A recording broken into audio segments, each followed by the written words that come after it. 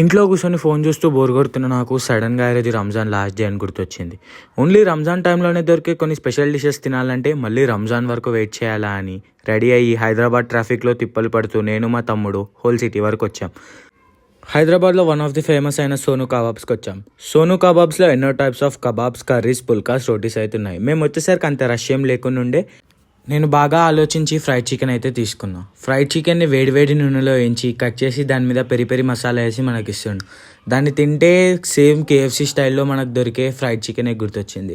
దాని తర్వాత chicken 65 with curry అయితే తీసుకున్నా. ఇదంతా కాషాయం లేకుండా మన హైదరాబాద్ ఫేమస్ అయిన చార్మినార్కి వచ్చా. చార్మినార్లో నేను గల్లీలు తిరుగుతుంటే నా చిన్నప్పటి ఫేవరెట్ అయిన అల్ అక్బర్ ఫాస్ట్ ఫుడ్ కార్నర్ ఉంది. నేను ఎప్పుడు చార్మినార్కి వచ్చినా ఇక్కడ కంపల్సరీ ట్రై చేస్తాను. నా ఫేవరెట్ వచ్చేసి చికెన్ 65 బోన్లెస్ విత్ 2 పరోటా. అది తీసుకొని మంచిగా తిని నేను కింగ్ షవర్మా లా ఒక chicken shawarma with double minus తీసుకున్నా. ఇది కూడా అంత కాషాయం లేకుండా సలాడ్ ఎక్కువ అయిపోయింది. ఓవరాల్ గా గుడ్ అని చెప్పొచ్చు ఈ షవర్మా. దాని తర్వాత పిస్తా హౌస్ మన ఫేవరెట్ హలీం తిని ఇంకొచ్చేసిన. మనకి ఇష్టమైందే హలీం. అట్లాంటి హలీం తినకపోతే రంజాన్ ఎట్లా ఫినిష్ అవుతుంది అని చెప్పి ఒక హలీం తిని అన్హెల్తీ ఫుడ్స్ తిని కనీసం హెల్తీగా ఏమైనా తాగుదామని చెప్పి షుగర్ కేన్ జ్యూస్ అయితే తీసుకున్నా. ఇది తాగిన తర్వాత పొట్ట అయితే ఫుల్ అయిపోయింది. అయినా సరే ఇంటికి పోతుంటే బేగం బజార్లా మన ఫేవరెట్ టిఫిన్స్ అయితే కనిపించినాయి. ఆ టిఫిన్ సెంటర్ కాడికి పోయి నేను మా తమ్ముడు ఒక ప్లేట్ బోండా, ఒక ప్లేట్ దోశ అయితే తీసుకున్నా.